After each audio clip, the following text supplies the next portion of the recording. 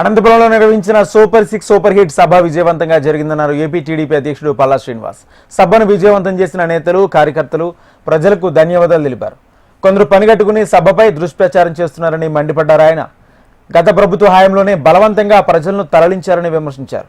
కూటమి సభకు ప్రజలు స్వచ్ఛందంగా వచ్చారని, అది టీడీపీ, జనసేన, బీజేపీపై ప్రజలకు ఉన్న నమ్మకమని పల్లా శ్రీనివాస్ తెలిపారు.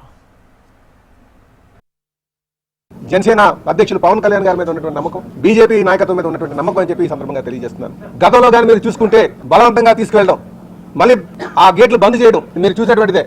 కానీ కూటమి ప్రభుత్వం ఇప్పుడు కూడా ప్రజాస్వామ్యంగా ఉంటుంది, ప్రజాస్వామ్యబద్ధంగా ఉంటుందని చెప్పేసి ఈ సందర్భంగా తెలియజేస్తున్నాం. చూడండి, మొన్న మేము కడపలో చేసినటువంటి మహానాడు కావచ్చు, ఈ రోజు ఈ సభ కావచ్చు, ఒక నమ్మకం ప్రజల్లో ఉంది. ముఖ్యంగా ఉమ్మడి అనంతపురం జిల్లా ప్రధానికానికి గతంలో కానీ మీరు చూసుకుంటే బలవంతంగా తీసుకువెళ్ళడం, మళ్ళీ ఆ గేట్లు బంద్ చేయడం మీరు చూసినటువంటిదే. కానీ కూటమి ప్రభుత్వం ఎప్పుడు కూడా ప్రజాస్వామికంగా ఉంటుంది, ప్రజాస్వామ్యబద్ధంగా ఉంటుందని చెప్పేసి ఈ సందర్భంగా తెలియజేస్తున్నాం.